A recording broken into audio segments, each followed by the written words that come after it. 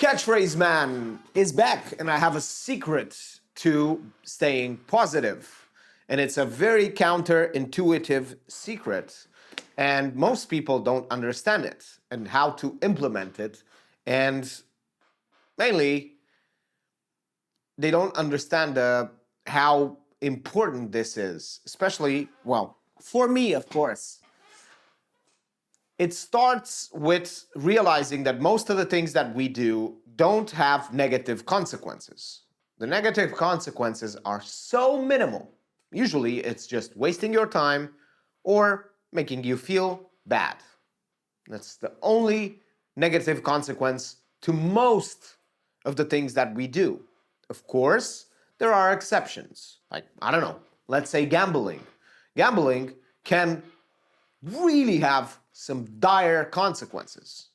You can lose your house, you can get in debt, like even trading stocks and doing options, you can get into a negative balance that will make you do like be in a rut for many, many years. Like you're gonna basically pay towards that as if it was a mortgage.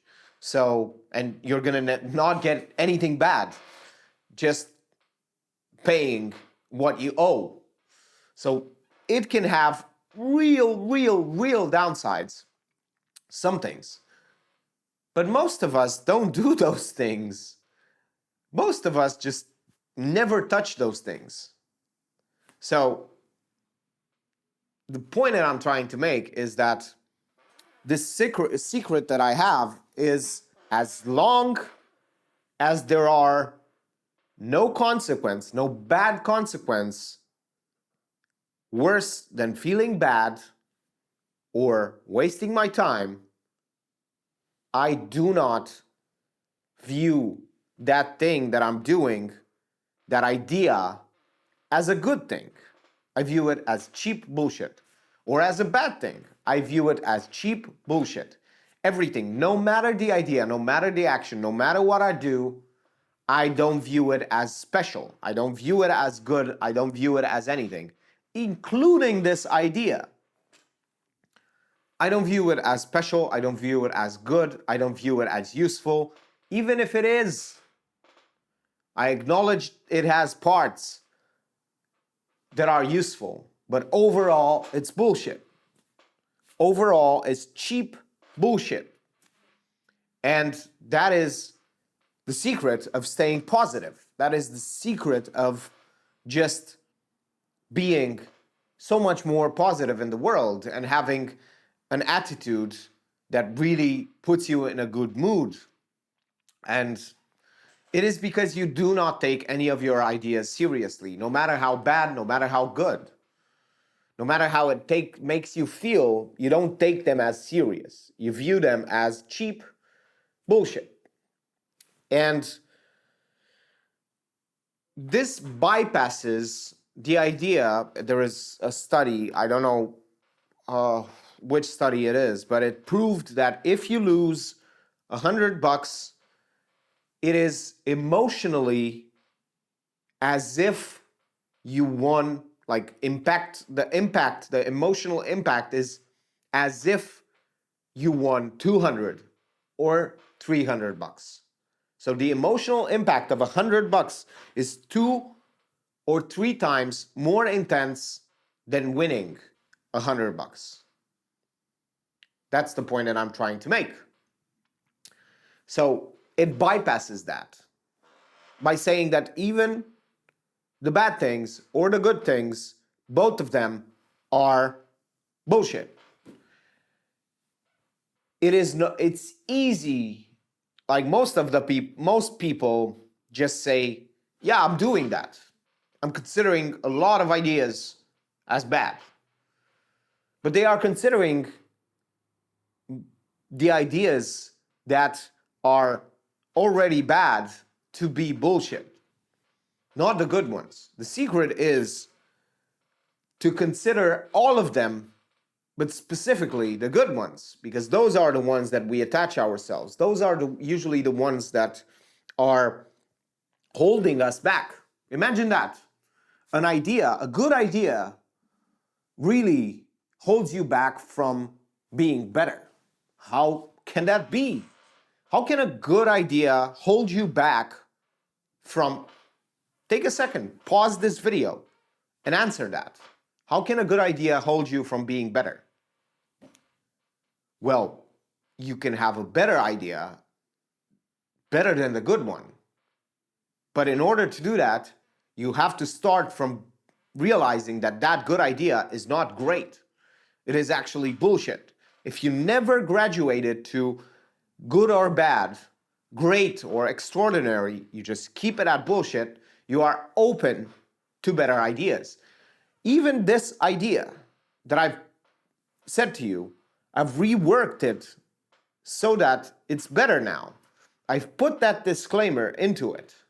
I've put that disclaimer where most of the things that we do, I've attached that now so it becomes a better idea. So, the hardest thing to do in staying positive is to question the good things in our life, to look at them and see and put them where they are. Just consider them like they are, tools. And even when saying tools, don't think of them as objects. Think of them as things that you can forget about, things that you can put in the shed until you don't have. That's what I mean by a tool. You can put them aside, and when you need them again, you can pick them up again. But there is literally no cost of trying a new tool other than feeling bad for a little bit or wasting your time. But we try to analyze first the idea. We try to see if it's good, useful, and beneficial instead of trying it. I got rid of that. And now, if there is something, an idea that piques my interest, I don't jump into analyzing it, if it's good, useful, bad, by going through the mind. I just put it in practice. If there is a small caveat over there. If there is no downside other than me wasting my time or feeling bad. If those criteria are met, I do it without analyzing it, without thinking about it, without doing anything. So, and I see for myself, is it bullshit or is it okay? Which is still bullshit. But I did find a usefulness for it. Like most of the things that I did, most of the things that I do are really, really a waste of time, but they can have a lot of upside. Filming myself, meditating, these are things that are inherently not making me anything to grasp, but they are heavily contributing to my well-being. And even saying this, I consider them pompous activities, bullshit pompous activities meant to scratch my ego. Oh, I meditate 1 hour a day. Oh, I film so many things. Oh, I get watched by people. See? Pompous. And another beautiful lazy day is over. I bought myself a Samsung SSD, a 2 terabyte one. It looks just like the 1 terabyte one, although I did change it a little bit by putting a sticky pad, a smaller one than it should have been the opposite way, because this has more storage than the one with the bigger sticky pad. Very useful things, these sticky, I don't know how they're called. I forgot how, Velcro. Velcro. They're called Velcros. They're very useful, and it's amazing to see like I can buy a 2 terabyte drive SSD. Mind you, it's not even a drive. It's a drive, but a solid state drive. It's not a hard drive, which is super fast, and I can buy 2 terabytes. And I remember a time where I had 16 gigabytes, and I was like, oh my God, or even less, 4 gigabytes, not even terabytes. And now I have so much storage that it's not fully used. I think about 30%, maybe 30%. That's 30, yeah, about 30% of the storage is not full. So we have a lot of storage. And you can imagine how much that is because, I have about 20 terabytes of storage in the house. In the house.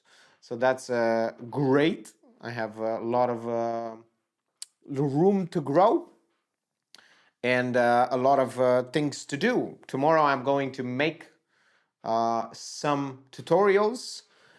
I need to make some tutorials in order to delegate these tasks so that I get some things done and I feel a bit better about myself and my situation, about my laziness. And yeah, that's it for today. Thank you for watching and see you tomorrow.